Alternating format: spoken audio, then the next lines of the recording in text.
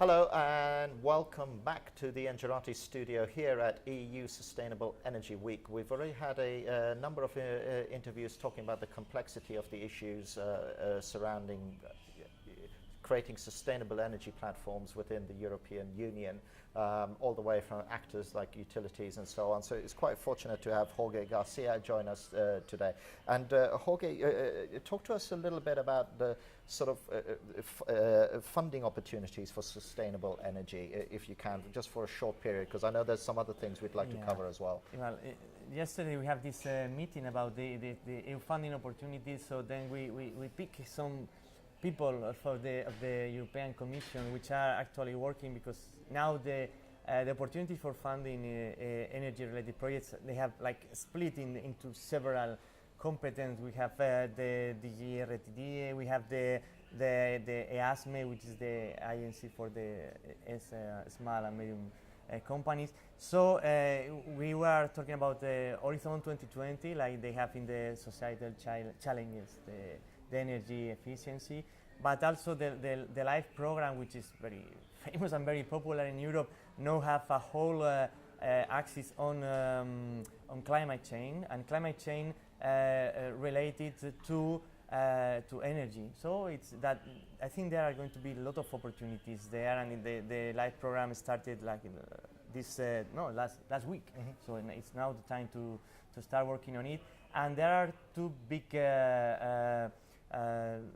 calls for energy efficiency, which are now in the close on the summer next year, but I think it's time to work on them. So I think there are quite a few opportunities. And just to explore that to the end, so what are the particular issues around energy efficiency that are being tried to tackle? Because one of my worries is that there are kind of too many disparate departments trying to do almost the same thing. Yeah, it can be now. The program have just started, but this concern it also on other minds, thinking it's going to be more. Maybe it's going to be more operational. But maybe at the end, in 4 or 5 years, we will find that there are some people doing the same without knowing each other. So we have to explore, because it has just started. But I think it's, for instance, there are a lot of stress now on energy efficiency on buildings, because it's like 30% of the energy consumption in the cities are on the building and cooling or heating. So there are a lot of opportunities now for improving the energy efficiency on building, and I think this is one of the most important axes we will find. Because we keep forgetting that actually, if we insulated all our houses properly, I saw some big statistic that we'd use something like 40% less energy and things like that. But the upfront costs they come into it. So let's not go. I'm not saying it's not interesting, but let's not go there, because you were talking off air again a little bit about, just to continue the narrative, about the role that utilities could play within that, and you were talking about this sort of concept of data sharing with communities, and talking about, look, I'm not going to carry on talking. If you can just give us a bit more background with that. Of course. We work in a project which was funded by the Intelligent Energy program, it's called Meshartility, and it is working specifically on the data sharing between utilities and local authorities. Why are we exploring that? Because local authorities in Europe have massively signed the Covenant of Mayors initiative, but the Covenant of Mayors makes local authorities to develop an action plan, an energy action plan. And this action plan, basically what it do is to assess how much energy is spent in the municipality, and make a plan to reduce it more than 20% until 2020.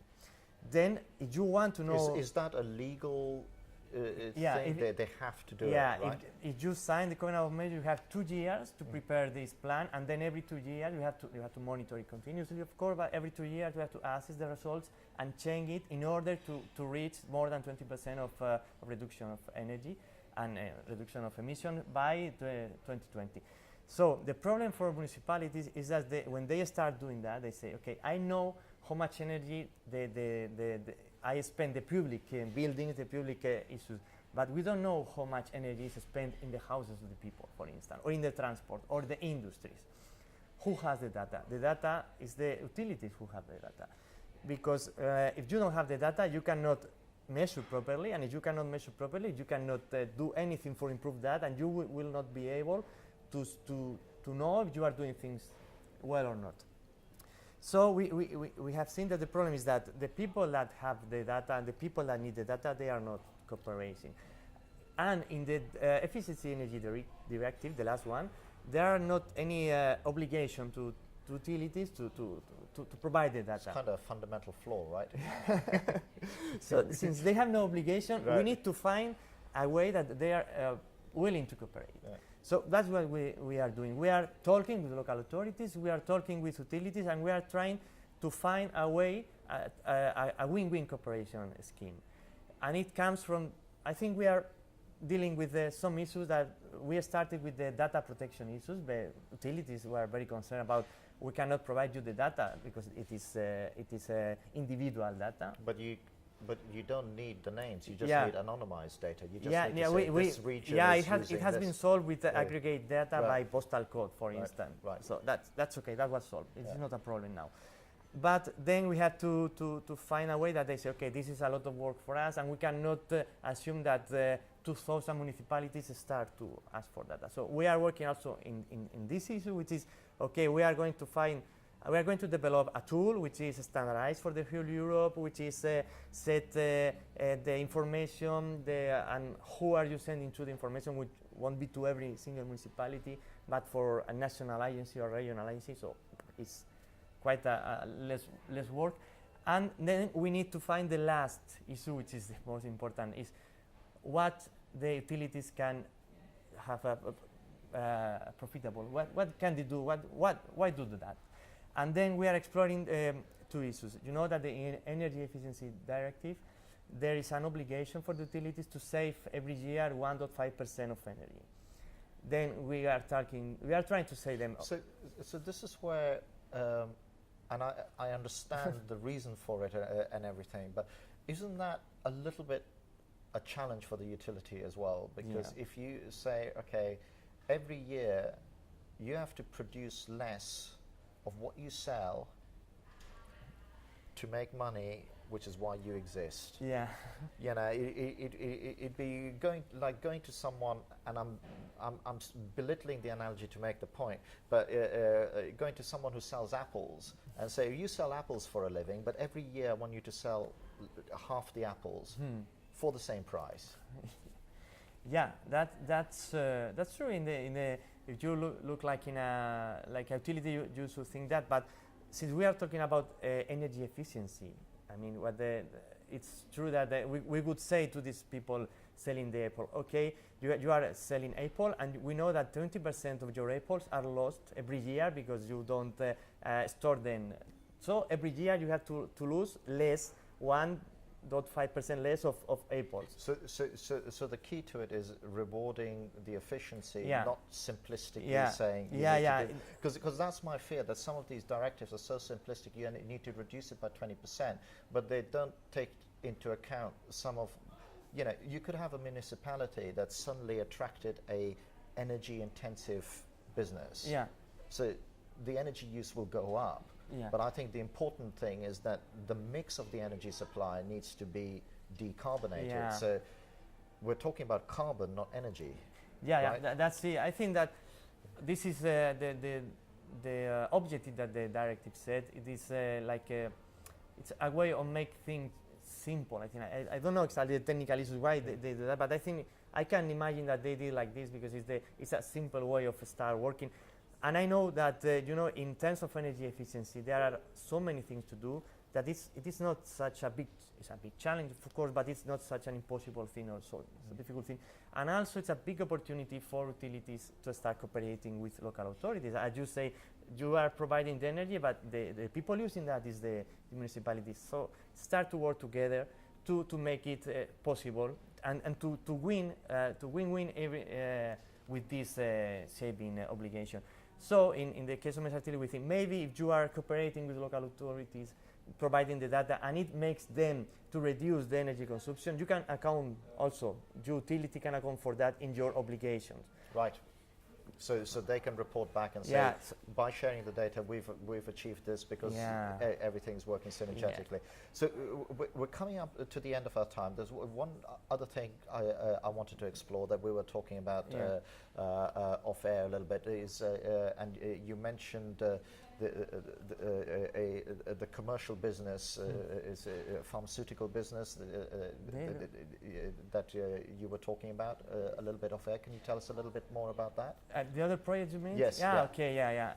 Yesterday we also saw some other projects, basically live projects were related to energy, and where we explored the cooperation between public authorities and private companies. And I was talking specifically about three live projects. One is called Enering, which is about the cooperation with a big industry in demonstrating the possibilities of renewable energies to provide their necessities. So and reducing the greenhouses gases. So this is on-premises renewables, like if you're a retail outfit, you put PVs on the roof and that. And this is it's mainly based on PV and also on a biomass boiler for providing cooling based on biomass on the in agricultural area around, so providing the biomass to do that. Another project that's very interesting is called Medicool. It's they are setting we think that is the biggest solar cooling plant in the world, which is also a new technology developed by the company, which is EFAME, and it's like in a warehouse of more than 20,000 square meters. They are putting with solar collector for providing cooling, because it comes from a obligation. They have to keep pharmaceutical products under 25 degrees every moment. And in Spain, where it is based, in the south of Spain, in Murcia, in summer it is very complicated. So they spent like 40–50% of their cost, their energy cost, to keep cooling. And with this solar cooling plant, they have reduced the energy demand by 70%. Wow. So it's a lot of money for them. And the last one is the most complicated one. Is called Meta Bioresort, and it's called about what to do. It started with this, so what to do with all this kind of residues that nobody knows how to manage. Which I'm thinking about the residues of the pig farming. I mean the crops. I mean in the slaughterhouse waste, which is actually very complicated. It goes to be burned. So what we do? Okay, we are taking all these residues and we are taking out the most of the energy possible and trying to reduce the volume of residues. And it is a cooperation between research center, local authorities, and private companies. And it is working. We have developed a pilot plan to validate and demonstrate that we can reduce by 95% the volume of residues and produce energy. So 95 production and you can and energy production at the same time. So I mean the aim is not produce the most quantity of energy as possible, but to manage the most quantity of residues. But on the other hand, we are producing also energy. So unfortunately, we've come to the end of our time. But what I'd like to do, if I may, is those three projects. That if we can connect with you off air and get some details of those projects, and we can attach them to this interview. That I think that'll be a good thing for everybody watching. Thank you as well for watching again. One of the many interviews we're having as part of EU Sustainable Energy Week. As you've heard from this interview here, it's not just about energy, but it's also about sustainability and how things flow into the mix. So quite complicated, but encouraging that there's so many people here talking about these issues. Thank you for watching.